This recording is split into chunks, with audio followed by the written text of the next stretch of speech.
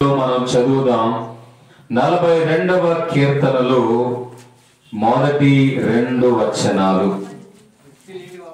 దుప్పి నీటి వాగుల కొరకు ఆశపడునట్లు దేవా నీ కొరకు నా ప్రాణము ఆశపడుచున్నది.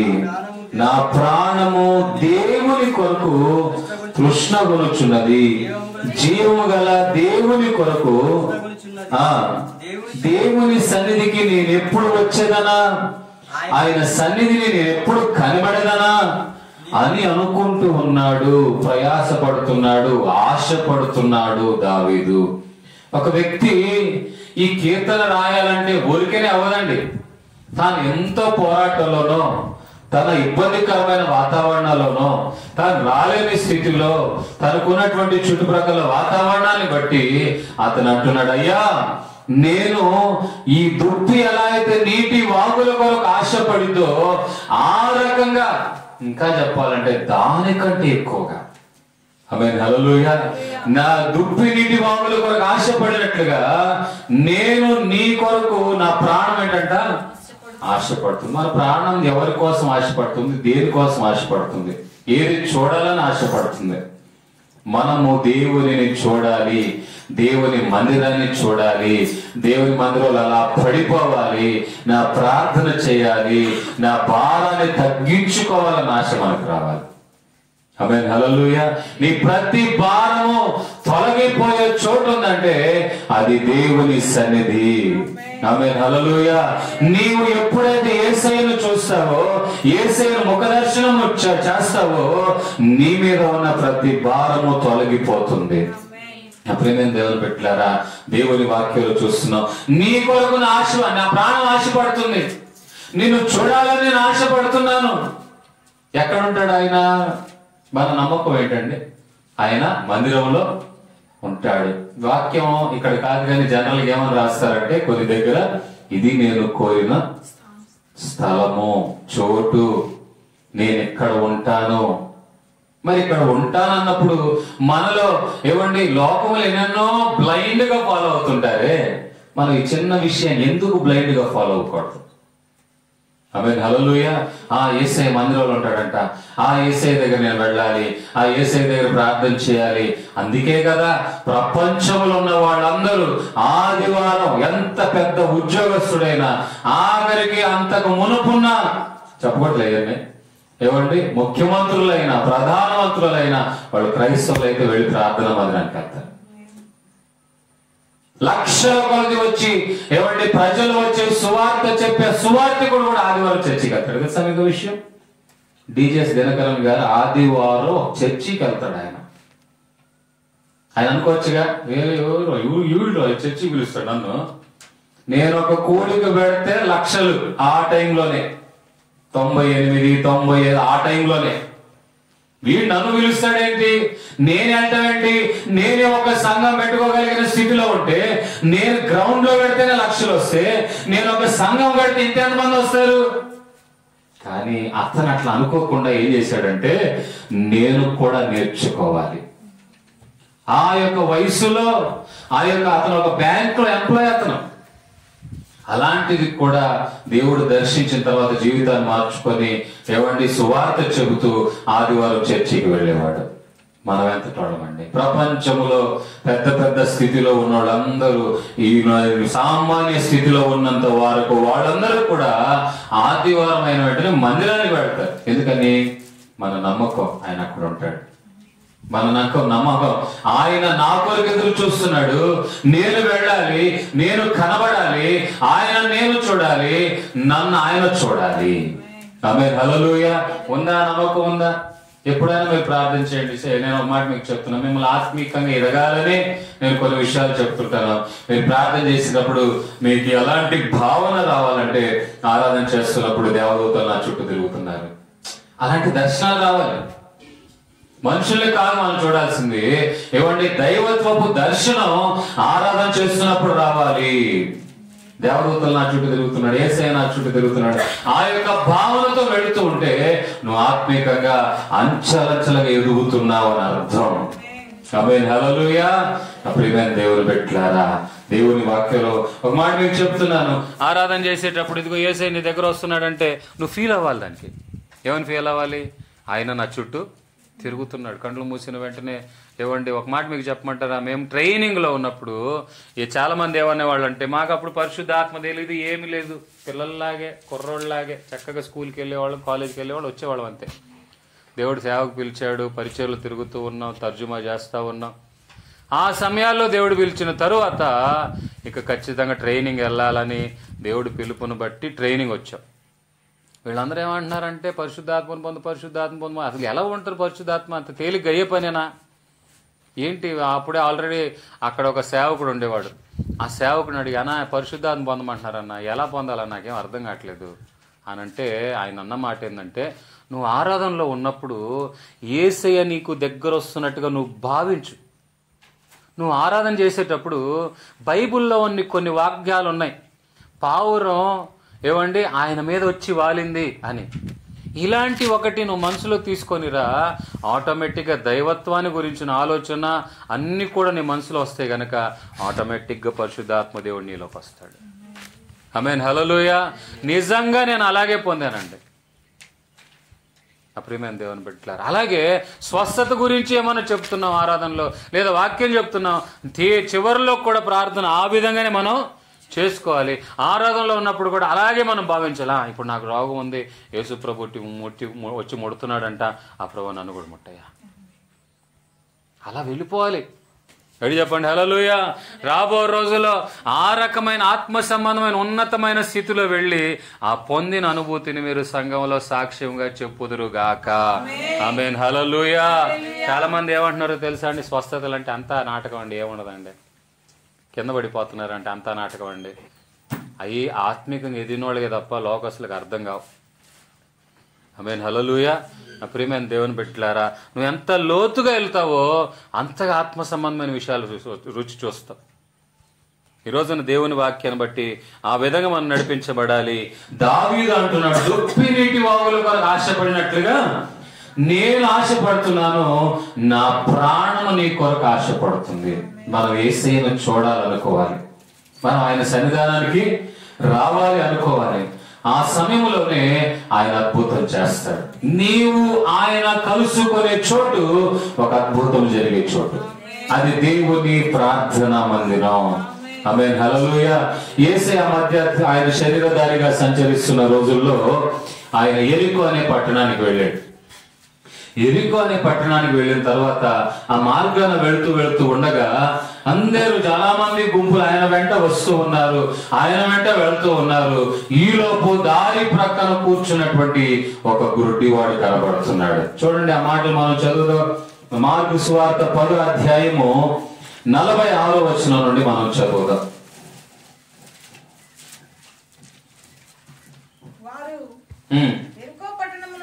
వచ్చింది ఆయన తన శిష్యులతోను బహుజన సమూహముతోను యెరికో నుండి బయలుదేరి వచ్చుచుండగా బత్తమయ అను గుడ్డి భిక్షకుడు త్రోవ ప్రక్కన కూర్చుండెను. ఈయన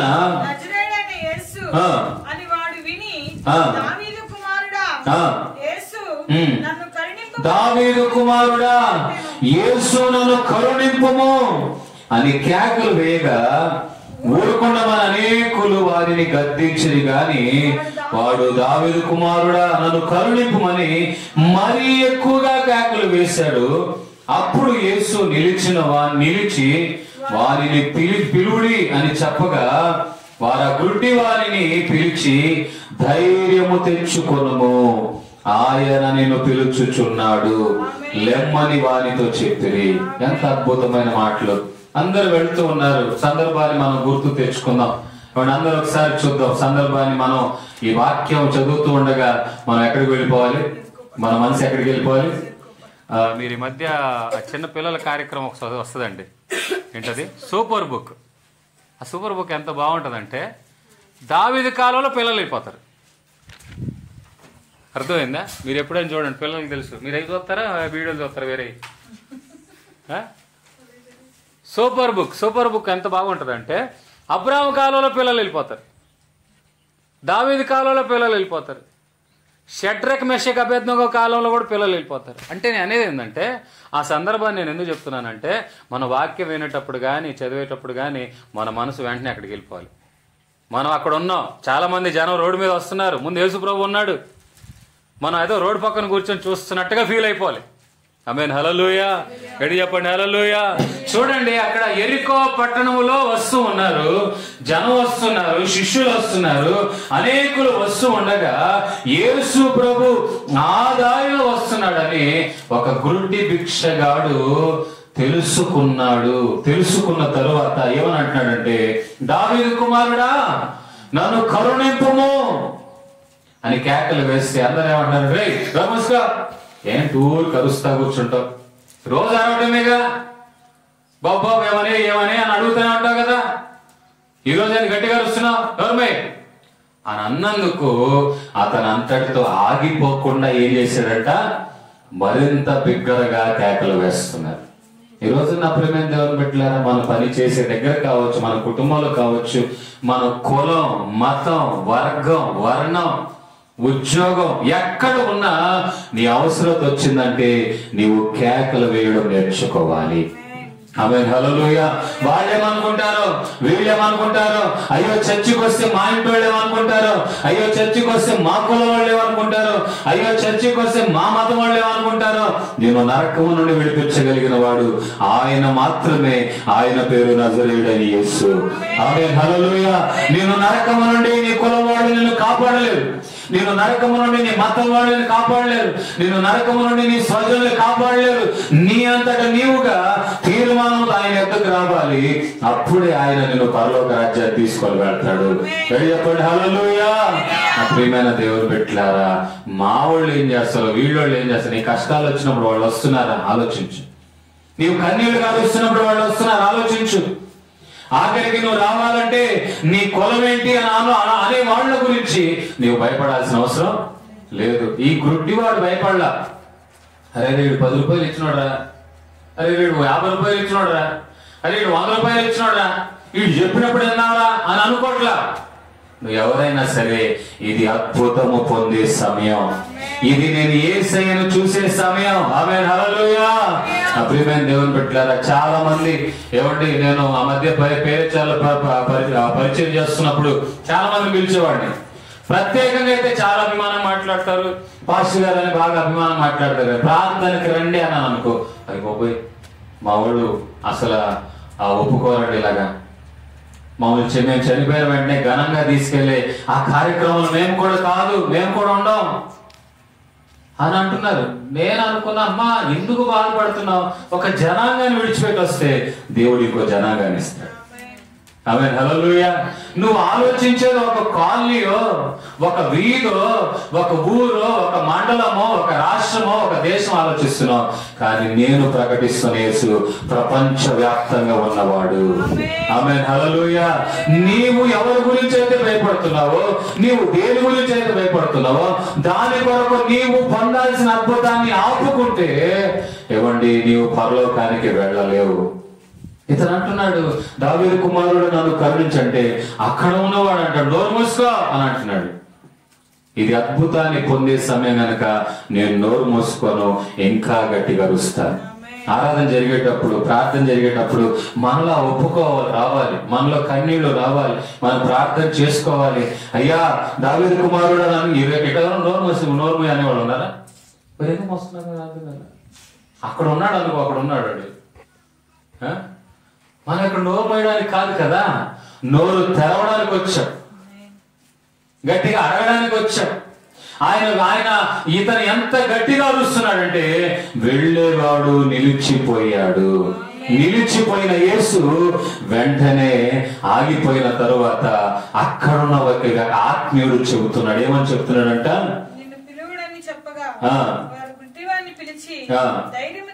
ఏమని అంటున్నాడంట, ధైర్యము తెచ్చుకొనము, ఆయన నిన్ను పిలుస్తున్నాడు. ఆమేన్, హల్లెలూయా. ఈ శబ్దయంత్రం ద్వారా నేను కూడా మీ అందరితో చెప్పే ఒకే ఒక మాట ఏంటంటే, ధైర్యము తెచ్చుకొనుము, ఆయన నిన్ను పిలుస్తున్నాడు. గట్టిగా చప్పట్లు కొడతాం దేవునికి. ఆమేన్, హల్లెలూయా. ధైర్యము తెచ్చుకొనుము. నిన్ను పిలుస్తున్నవాడు సామాన్యమైన వాడు కాదు. నిన్ను పిలుస్తున్నవాడు ఏమండి అసామాన్యమైన కార్యాలు చేయగలిగిన సమర్థుడు. ఆయన పేరు నజరేయుడైన యేసు. ఆయన నీ గాయాలను కట్టగలిగిన వాడు. ఆయన నీ కన్నీటిని తొడవగలిగిన వాడు. ఆయన నీ బంధకాల నుండి విడుదల ఇవ్వగలిగిన వాడు. ఆయన నా కర్మ అనుకుంటున్నటువంటి నీ కర్మతో కూడిన జీవితాన్ని మార్చగలిగిన వాడు. ఆయన నీ అవమానాన్ని రెట్టింపుగా ఘనతగా మార్చగలిగిన వాడు. ఆయన పిలుపు నీవు వినగలిగితే నువ్వు ఎంతమంది మధ్యలో ఉన్నా ఆయన నిన్ను ఘనమైన పాత్రగా నిలబెడతాడు. ఈ రోజున చూడండి, చాలా మంది ఏమండి ఖాళీగా ఉన్నప్పుడు చూస్తూ ఉన్నప్పుడు ఎంతమంది వేరే వాళ్ళు, నేను ఎవరి గురించి అయితే చెప్పానో వాళ్ళలో మార్పు పొందడం అసాధ్యం. వెలివేస్తారు అలాంటి వాళ్ళు, తిరిగి కూడా చూడరు. కొన్ని దేశాలైతే చంపేస్తారు. అలాంటి వాళ్ళు కూడా మార్చబడ్డారు యేసయ్యను నమ్ముకొని. ఆమేన్, హల్లెలూయా. ఆఖరికి వాళ్ళు అంత మునుపు ఎలాంటి స్థితిలో ఉన్నారో ఇప్పుడు ఏ స్థితిలో ఉన్నారో వాళ్ళంత తేలిగ్గా మారలేదండి. అర్థమైందా? చాలా మంది అంటారు బియ్యం ఇచ్చి మార్చేస్తున్నారు. ఏంటంటే ఏమన్నా చిన్నపిల్లల చాక్లెట్లు ఇచ్చి కిడ్నాప్ చేస్తున్నారు అనడానికి. అసలు ఒక్కొక్కరు మామూలు అండి, ఏమైనా ఇస్తామన్న వెంటనే ఊరికి ఒప్పుకుంటారా? ఒప్పుకోరే. ఇక్కడ చెప్పండి, హల్లెలూయా. అలాంటిది చాలా మందిని బియ్యం ఇచ్చి మారుస్తున్నారు, డబ్బులు ఇచ్చి మారుస్తున్నారు. నా ప్రియమైన దేవుని బిడ్డ, మేము డబ్బులు బియ్యం ఇచ్చేవాళ్ళం కాదు, దేవుని కృపను నీకు పంచేవాళ్ళని, దేవుని ప్రేమను మీకు ప్రకటించే వాళ్ళని. ఎవరి ద్వారా అయితే వెలివేయబడుతూ ఉన్నావో ఆ వెలివేయబడే వాళ్ళ నుండి నిన్ను ఆహ్వానిస్తూ ఉన్నావు. ఆయన నిన్ను పిలుస్తున్నాడు, ధైర్యము తెచ్చుకొనుము. ఆమేన్, హల్లెలూయా. ఇంతకాలము నీవు బాధపడ్డావు, కళ్ళు లేవని. ఇంతకాలం నీవు బాధపడ్డావు, నన్ను చూసేవాడు లేరని. ఇంతకాలం నువ్వు బాధపడ్డావు, నా స్థితిని మార్చేవాడు లేడని. అదిగో నీ స్థితిని మార్చేవాడు నిన్ను పిలుస్తున్నాడు. ఆమేన్, హల్లెలూయా. ఇంకా ఎక్కడ పడితే ఆడే కూర్చొని నేనెంతే, నా జీవితం ఎంతే, మా వాళ్ళు, మా వాతావరణం అని అనుకొని, లేకపోతే చెప్పిన వెంటనే బైబిల్ పట్టి సంకలం పెట్టుకొని సర్దుకొని పోవడం కాదు. ఇది జీవితాలు మార్చబడే సమయం. ఇప్పటికీ కూడా అదే ఏమంట మరి తర్వాత చదివితే యేసు ప్రభు నిలిచిన తర్వాత ఏం చేస్తున్నాడు?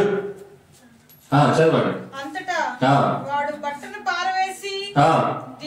దిక్కున లేచి బట్టను పారవేయటం అంటే తన పాత జీవితం.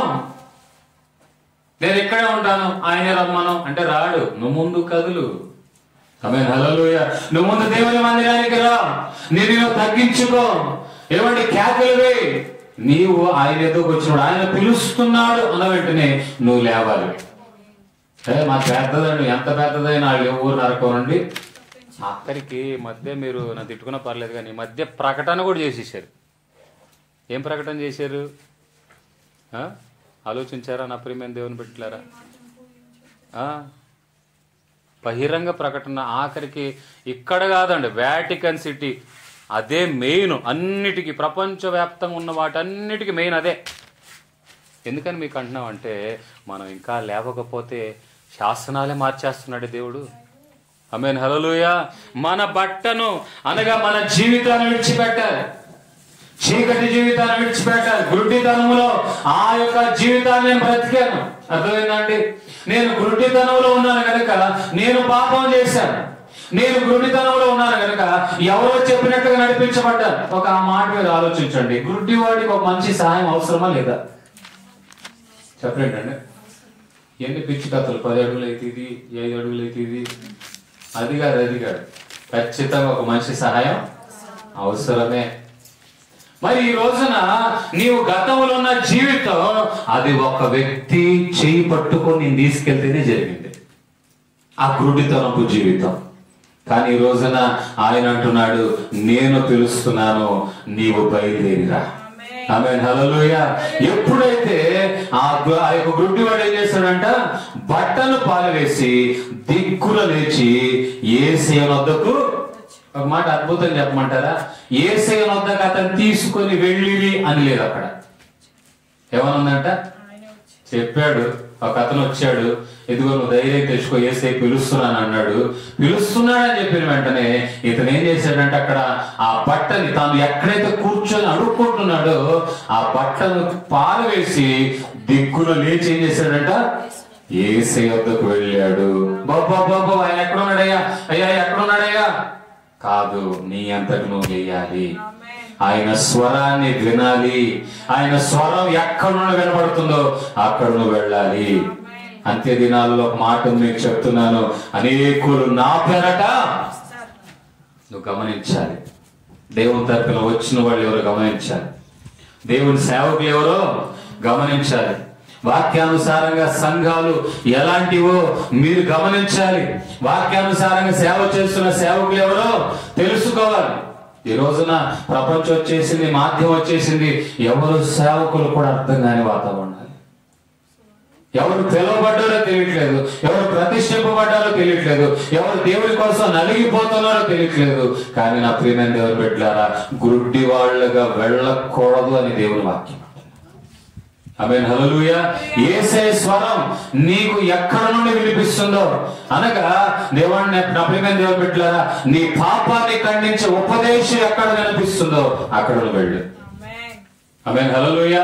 కానీ ఆ పాపం చెప్తున్నాడండి, నాకు ఇష్టం లేదండి అంటే ఏం చెప్పమంటారు? మొదటి పెళ్లి అయిపోయిందండి, రెండోది చేసుకోవాలనుకుంటున్నానండి అంటే శభాష్ అనాలా?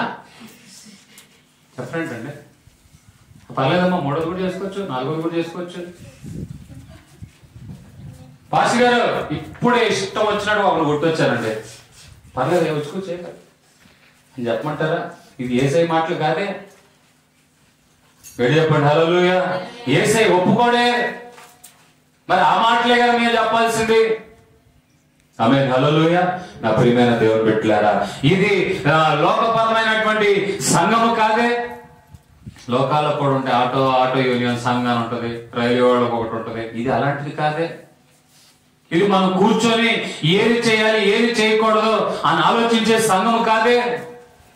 ఇక్కడ పెద్దరికం, పదవి వ్యామోహం ఏమి ఉండవే. ఇక్కడ కేవలం ఒకే ఒక పదవికి అర్హత ఒక్కడికి ఉంది, ఆయన పేరు నజరేయుడైన యేసు. ఆమేన్, హల్లెలూయా. ఆయన రాసినటువంటి పరిశుద్ధ గ్రంథములో ఉన్నవే సంఘములో ప్రతి వాళ్ళు పాటించాలి.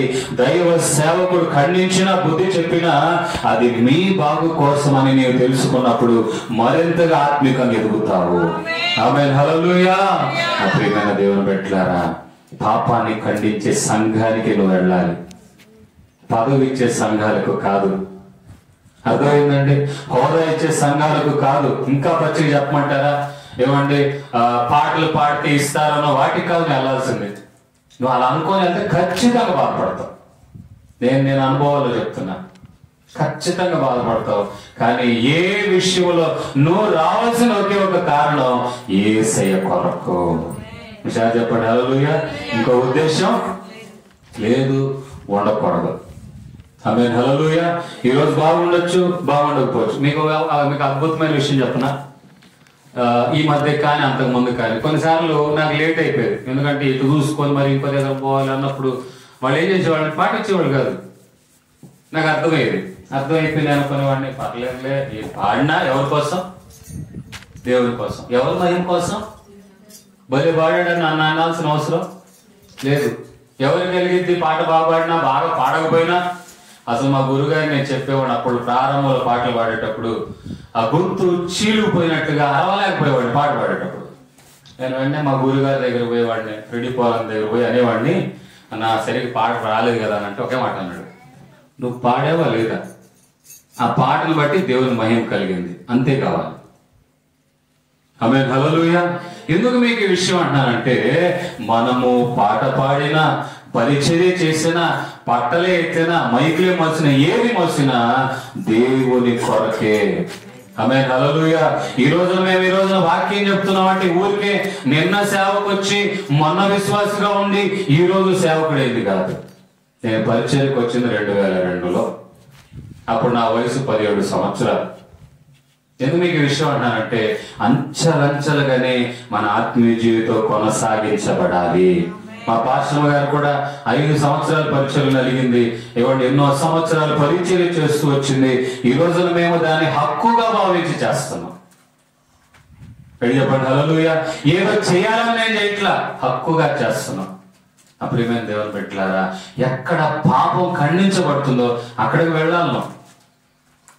ఆ ప్రియమైన దేవుని బిడ్డ, దేవుని వాక్యం అంటుంది, యేసయ్య పిలిచిన వెంటనే అంట ఇతను ఏం చేశాడంట, యేసు యొద్దకు ఇతనే బయలుదేరాడు. ఈరోజు నీవే బయలుదేరాలి. మా ఎవరో వచ్చి చెప్పాల్సిన అవసరత లేదు.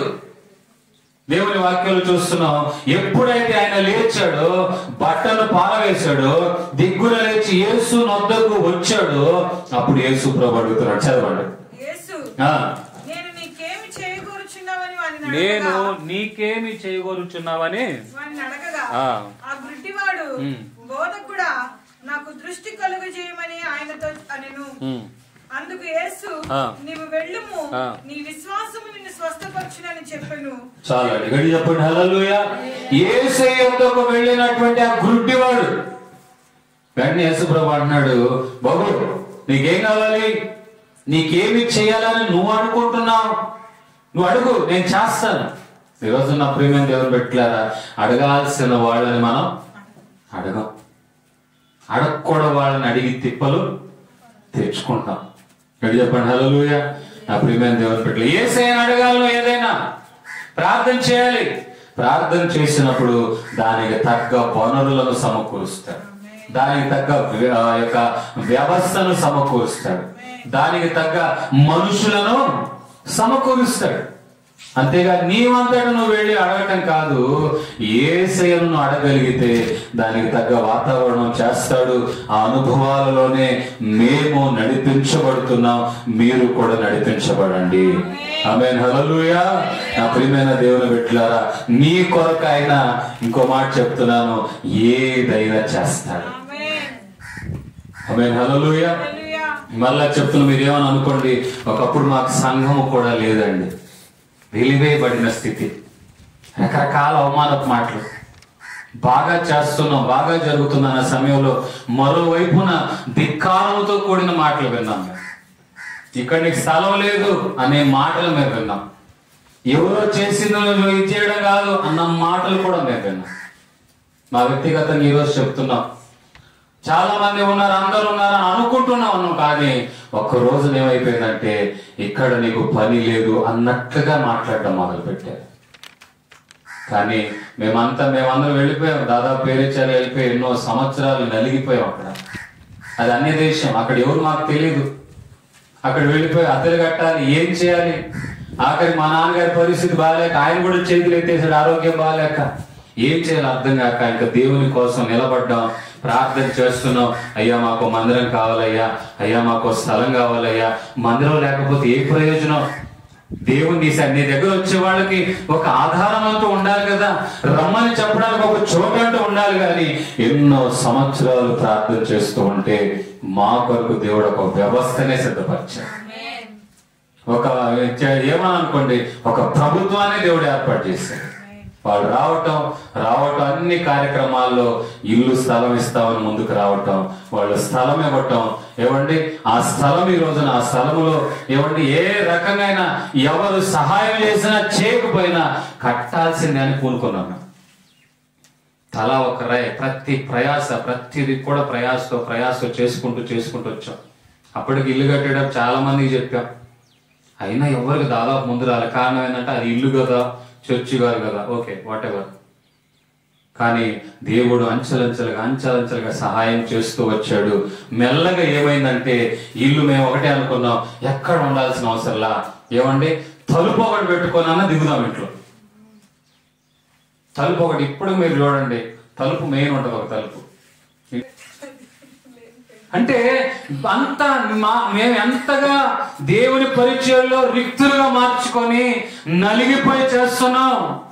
ఎందుకో తెలుసా నా ప్రియమైన దేవుని బిడ్డలారా, దేవుడు ఇచ్చిన మా జీవితంలో చేసినట్లుగా మీ జీవితంలో కూడా ఆయన చేస్తాడు. అయిపోయింది, బాగుంది. మందిలో కింద కూర్చున్నాం, చాలా కాలం ఇరుకున్నా కూర్చున్నాం, అటు కదలడానికి లేదు.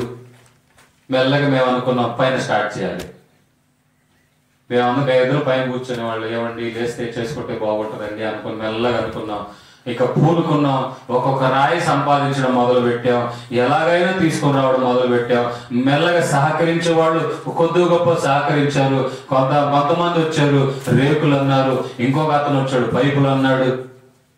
మెల్లగా మందిరం తయారైపోయింది. ఈరోజు నేను ఒక pastor, I am a pastor, work to be pastor. Amen, హల్లెలూయా.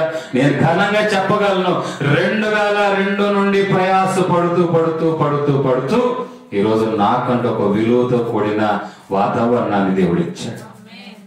ఇందాక పాట పాడేటప్పుడు కూడా నాకు బాధ వచ్చేసింది. ఆ పాట పాడటం, నేనున్నానన్న యేసు మాటను మరిచావా, ఆ మాట ఆయన మాత్రమే చెప్పగలడు. ఆమేన్, హల్లెలూయా. ఆయన మాత్రమే నీ వైపు చూడగలడు, ఆయన మాత్రమే నీ వద్దకు రాగలడు. ఆమేన్, హల్లెలూయా. పిలిచిన వెంటనే యేసు ప్రభు ఏం చేశాడు? ఆయన పిలిచాడు, పారేసుకుని వచ్చాడు. ఇప్పుడు అడుగుతున్నాడు, నీకేమి కావాలని కోరుతున్నావు? వెంటనే యేసు ప్రభు ఏం అడుగుతున్నాడు చూడండి. అయ్యా, నాకు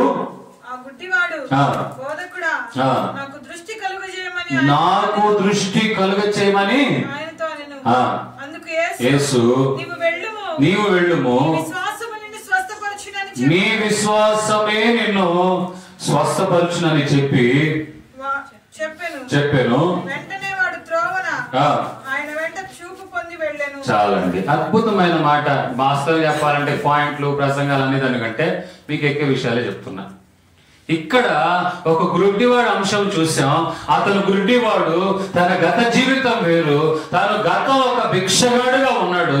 తాను ఎవరైనా వేస్తేనే బ్రతకాలి, లేకపోతే బ్రతకడానికి లేదు. అలాంటి వాడి జీవితాన్ని యేసయ్య అతను పెడుతున్న మొరని ప్రార్థన ఆలకించి నిలిచి, ఏవండి, ఎప్పుడైతే అతన్ని పిలవండి అని చెప్పిన వెంటనే ఒక మాట వినబడుతుంది, యేసయ్య నిన్ను పిలుస్తున్నాడు అన్న వెంటనే తాను యేసు యొద్దకు వెళ్ళాడు. యేసయ్య అడుగుతున్నాడు, నీకు నేనేం చేయాలని అనుకుంటున్నావు? వెంటనే యేసు ప్రభువుకి చెప్తున్నాడు, అయ్యా, నాకు దృష్టి కావాలి, సైట్ కావాలి, చూపు కావాలి. ఈ మాటలు చాలా లోతుంది. అంటే దృష్టి అంటే అర్థం ఏంటి? నిన్ను చూసే దృష్టి నాకు కావాలి. అప్పటి వరకు అక్కడ ఎవరిని అడగలేదే నాకు చూపు కావాలని. అప్పటి వరకు ఎవరు అడగలేదే నన్ను ఎక్కడెక్కడ హాస్పిటల్ ఉంటే తీసుకెళ్ళండి అయ్యా, వైద్యుడు అంటే తీసుకెళ్ళండి అయ్యా అని చెప్పలేదే. కానీ ఎవరిని అడగాలో అతను అడిగాడు. అతను అంటున్నాడు, యేసయ్య అంటున్నాడు, నీ విశ్వాసమే నిన్ను స్వస్థపరిచింది. ఎవరి దగ్గరికి రావాలో వాళ్ళ దగ్గరికి వచ్చావు, ఎవరిని అడగాలో అలాంటి వ్యక్తిని అడిగావు. నా యొద్దకు వచ్చావు కనుక నీవు నా యొద్దకు వచ్చావు, నేను సిగ్గుపరచను. ఒకప్పుడు నేనేమని పిలిచారు? రే గుడ్డోడా, గుడ్డివాడని గౌరవం గెలవరండి ఎక్కడ. గుడ్డివాడు, ఏది గుడ్డివాడా, గుడ్డయ్య గారు అవి గెలవరు. రే గుడ్డోడా, ఏంద్ర ఊరు కలుగుతుంటావు, ఏజేంద్ర కాదు. ఇప్పుడైతే లేటెస్ట్ ఉన్నారండి, వేసింది దాన్ని సంతోషపడరు. నువ్వు చెప్పిందంతా నువ్వు వేసిందంతా అంటున్నారు. అబ్బాయి హల్లెలూయా. కొంతమంది అడుక్కుంటుంటే నేను అనేవాడిని, నా మాట చెప్తా కదా. వాళ్ళేమో కుర్రోళ్ళు, ఆ పేరే చీరల సెంటర్లు అక్కడక్కడ కనపడతారు. వేరే రాష్ట్రం వాళ్ళు, ఈ రాష్ట్రం వాళ్ళు. 5 రూపాయలు, కర్ణాటకలో అనుకుంటా 5 రూపాయలు వేసా. 5 రూపాయలు దీని వెంటనే, ఏదమ్మా ఏదైనా చేసుకోవచ్చు బాగుంటుంది కదా అంటే, నువ్వు వేసి 5 రూపాయలు నువ్వు చెప్పే మాటలకు సంబంధం లేదేంటి అన్నాడు. నేనన్నా, నేను చెప్పిందే ఉంది, నీ వయసు బాగానే ఉంది కదా. ఇలా ఎంతకాలం అడుగుతూ ఉంటాం, ఒక విలువ, ఒక ఘనత ఉండాలి కదా. ఆమేన్, హల్లెలూయా. విషయాలు చెప్పండి, హల్లెలూయా. నా ప్రియమైన దేవుని పెట్టారా, ఈ రోజున లేటెస్ట్ గా ఉన్నారేమో, ఆ రోజున వాళ్ళంటి పరిస్థితి కాదు వాళ్ళది. వాళ్ళు వేస్తేనే, ఒక ముద్ద వేస్తేనే తినాలి, వాళ్ళు ఏమైనా వేస్తేనే కొనుక్కోవాలి. దయానికమైన రోజులు అనొచ్చు ఆ రోజుల్లో. ఆమేన్, హల్లెలూయా. ఈ రోజున నా ప్రియమైన దేవుని పెట్టారా, ఆ గుడ్డివాడితో యేసయ్య అంటున్నాడు, నీ విశ్వాసం నిన్ను స్వస్థపరిచింది. నువ్వు విశ్వసించావు, ఇక్కడికి వస్తే నాకు చూపు వచ్చింది. నువ్వు ఇక్కడ విశ్వసించావు, నా అవమానం తొలగిపోతే ఇక్కడికి వస్తే. నువ్వు విశ్వసించావు, నేను ఇంకా దేవుని తెలుసుకుంటాను అని. కనుక నీవు ఏ ఉద్దేశం కొరకైతే వచ్చావో ఆ ఉద్దేశాలు దేవుడు సఫలపరుస్తాడు.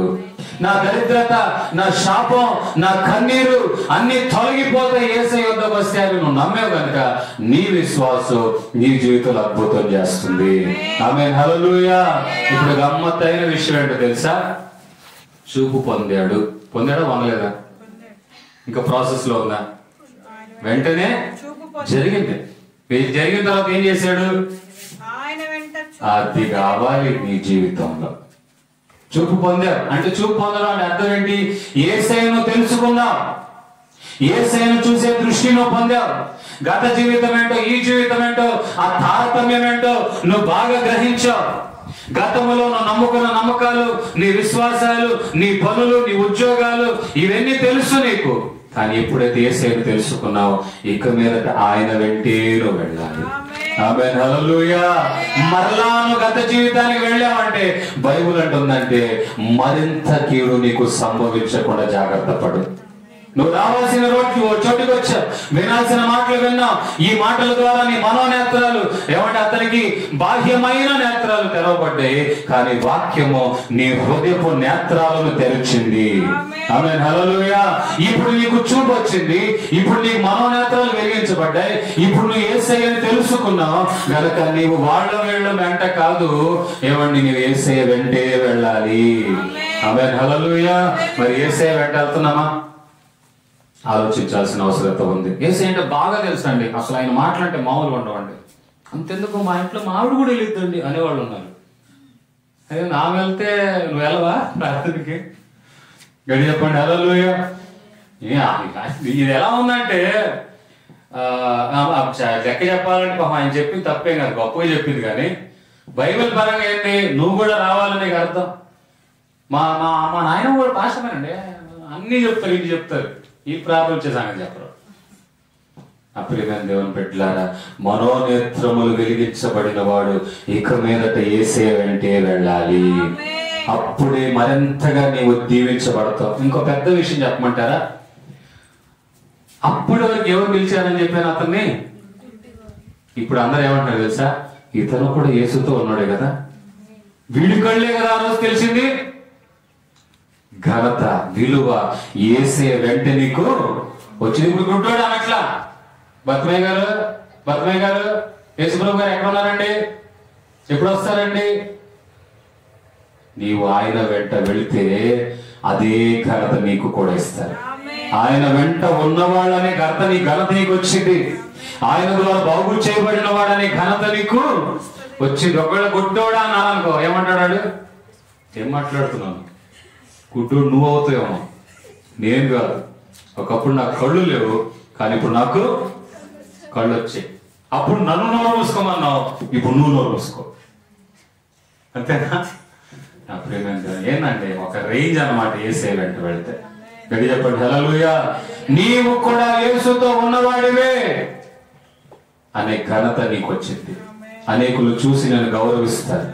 యేసయ్యను ఎప్పుడైతే నమ్మారో, బైబిల్ ఎక్కడ మీరు చూడండి సువార్తల్లో, వాళ్ళు గతము కంటే ఏమండి భవిష్యత్తు గొప్పగా దీవించబడింది. ఆమేన్, హల్లెలూయా. నా ప్రియమైన దేవుని బిడ్డలారా, ఇక మీదట అట్టి అనుభవాలలో పరిశుద్ధాత్మ దేవుడిని నడిపించును గాక. నీవు కూడా ఆశపడాలి, నేను చూడాలయ్యా, నేను చూడాలి నీ సన్నిధానానికి వచ్చి, నీకు ప్రార్థన చేయాలి నీ సన్నిధానానికి వచ్చి, నీ సన్నిధానాన్ని నేను చూడాలని ఇష్టపడుతున్నాను. ఎలా ఉండాలంటే ప్రాణం అల్లాడిపోవాలి. అదో రకంగా ఉందండి, ప్రార్థన కానీ వద్దాం అనుకున్నాను, కూర్చున్నానండి అనే మాట మన నోట. మనం అవి చూడడం, సీరియల్ చూస్తావు, వీడియోలు చూస్తావు, తర్వాత ఏదేదో చూస్తావు, లోకపరమైన వాటిని. వాళ్ళని చూడాలని ఇష్టపడతావు, వీళ్ళని చూడాలని ఇష్టపడతావు. ఇక మీదట నీ జీవితం మార్చబడాలి, యేసయ్యను చూడాలనాలి. నీవు యేసయ్యకు మూల కేంద్రమే నీ జీవితంలో. నువ్వు యేసయ్యను చూస్తే అందరు నిన్ను చూస్తారు. నువ్వు యేసయ్యకు భయపడితే నీ కుటుంబం వాళ్ళు నేను భయపడతారు. నువ్వు యేసయ్యకు యేసయ్య ఉన్నాడని ధైర్యంగా ఉంటే ఆ ధైర్యమే అనేకులకు భయంగా మార్చబడింది. ఆ ప్రియమైన దేవుని బిడ్డలారా, నువ్వు భయపడాల్సిన అవసరం లేదు. నన్ను చూసి భయపడని చెప్పాల్సిన అవసరత లేదు. కనుక చూపు పొందిన గుడ్డివాడు ఏం చేశాడంటే చివరిలో, ఇది నీవు నడవాలి. నా జీవితం అయిపోయింది, చూపు పొందేశాను, చాలా దగ్గర చివరిగా నేను చెప్పి ముగిస్తున్నాను. చాలా మంది ఏమంటారు తెలుసా, ఆయన వచ్చినప్పుడు బాగా జరిగిందండి అద్భుతాలు. మేము 95వ సంవత్సరంలో ఏసాన్ గారు మాకు పరిచయం గదగ్లో, కర్ణాటక ప్రాంతంలో. ఆ మీటింగ్లు 3 రోజులు బాగా జరిగాయి, స్వస్థతలు బాగా జరిగాయి. వెళ్ళిన తర్వాత వచ్చిన మాట ఏంటంటే, ఆయన ఉన్నప్పుడు బాగా జరిగాయండి, ఆయన పోయిన తర్వాత ఎందుకని ఇంకా తర్వాత వీళ్ళు యేసు వెంట రావట్లేదు, యేసే వెంట వెళ్ళట్లేదు, సంఘానికి అంటూ కట్టబడి లేదు, ప్రార్థన అనుభవాలలో లేరు కనుక మరలా పాత జీవితం వచ్చిపడిద్ది అంతే. పెట్టి చెప్పండి హల్లెలూయా. నా ప్రియమైన దేవుని పెట్టారా, యేసే అంటూ కట్టుబడి ఉంటేనే స్వస్థత నిలిచి ఉంటుంది. యేసే అంటూ కట్టుబడి ఉంటేనే మహిమైశ్వర్యం చేతని అవసరతలు తీర్చబడతాయి. ఇదేదో మాయ కాదండి, మంత్రాలు కాదు, ఇది నీ జీవితాల అద్భుతాలు చేసే రోజు. అందరూ తలలు వచ్చుదాం, కళ్ళు మూద్దాం, మనం ప్రార్థన చేద్దాం, దేవుని అడుగుదాం. అయ్యా దావీదు కుమారుడా, నిన్ను చూసే నేత్రాలు నాకివ్వు, నీ అద్భుతాలు చూసే నేత్రాలు నాకివ్వు. దుప్పి నీటి వాగుల కొరకు ఆశపడినట్లుగా నేను నిన్ను చూడాలని ఆశపడుతున్నాను, నేను నీ వద్దకు రావాలని ఆశపడుతున్నాను. కానీ సమస్యల వలన, ఇబ్బందుల వలన, కష్టాల వలన, రోగాల వలన నేను చూడలేకపోతున్నానయ్యా, నీ ఔన్నత్యాలను తెలుసుకోలేకపోతున్నానయ్యా. ఒకసారి ప్రభువా అయ్యా నాకు కనిపించు నాయనా, నాతో మాట్లాడు ప్రభువా. అయ్యా మనోనేత్రాలు మోయబడి బాధపడుతున్నాను, నీ శక్తి చూడలేక నేను బాధపడుతున్నాను అయ్యా. లోకములో